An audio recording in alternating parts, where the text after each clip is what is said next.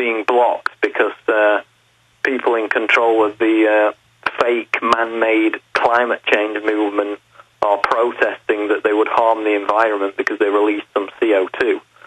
So the waters, the lakes, will continue to be poisoned by this gender-bending chemical. But see, that's a religious statement. Now, the globalists that set this up cold-bloodedly don't believe it. They know carbon dioxide is what plants breathe. But it's like, oh, you can't test the other water supplies that have the drugs in it. That driving a car to the lake would release carbon. You know, see, this is their sick joke. They practice mental illness to make everybody else basically feel crazy and confused. This is so sick, Watson. And again, I have that AP article where they found the drugs in our water supply of an even different type and a higher level than was possible from sewage runoff, and they find it in water supplies that aren't connected to a water supply that's downstream or has any runoff. They're finding it in aquifer water that's taken out and then sent to a treatment plant to have fluoride added. They're adding it there. So they're finding it in major city supplies that come from aquifers. They're putting it in the water. They're doing it. And I'm looking at your article here on prisonplanet.com. There are people in there attacking you, saying, how dare us not want to do this, Paul? We've got to get rid of the humans for the earth. That's the wider issue, Alex, is the fact that, you know, the biggest battle is not convincing people that eugenicists like Holdren in positions of power advocating these positions, you know, nor even that they're actually might be carrying them out, as is documented in this article. The biggest battle is pointing out why mass sterilization of large sections of the population is wrong, and, you know, why it would create an oppressive, hyper-fascist, brave new world society.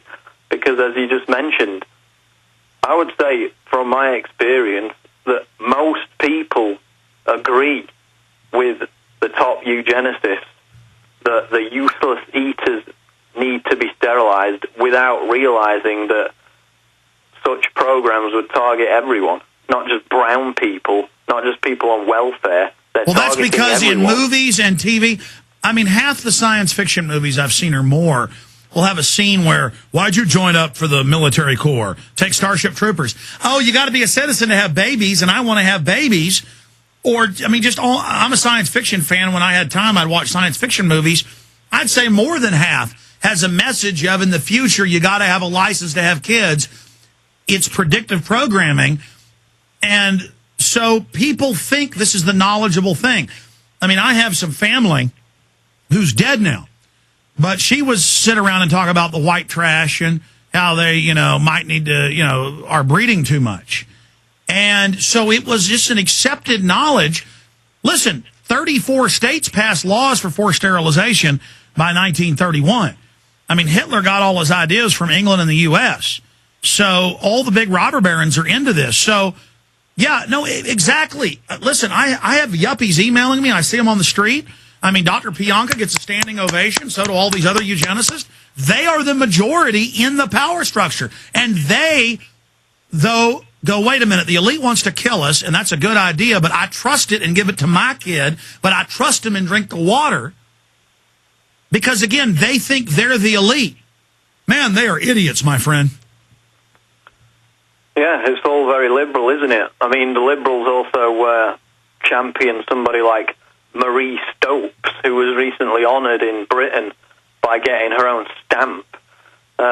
Marie Stopes advocated the compulsory sterilisation of the diseased drunkards, or simply those of bad character. That's a direct Margaret quote. Sanger got a stamp. Same time, same year, if memory serves. Again, it's all unified. I went to a school that was partially black, but I mean, a large portion of it, when I was in kindergarten, because we lived in White Rock Lake in Dallas, and then we moved out to the countryside after that for first grade. But the point is that I went to Margaret Sanger Elementary. There was a statue of her. Calling black subhuman, the blacks are taught, though, to love her. She's a hero. Oh, you kill me. Oh, I love you. Isn't that loving, Paul? Oh, it's liberal. Oh. It's very liberal to champion these people whose legacy can be traced through and before Hitler. Marie Stopes sent love letters to Hitler. She was fascinated by him because he advocated the same ideas. Oh, are you anti-Semitic? I mean, we get attacked by the ADL. You don't want to kill? Hitler's not good? Oh, my... Hitler's not liberal, no. Now, Stopes attended the Nazi Congress on Population Science in Berlin in 1935. That's where she called for sterilizing people of bad character.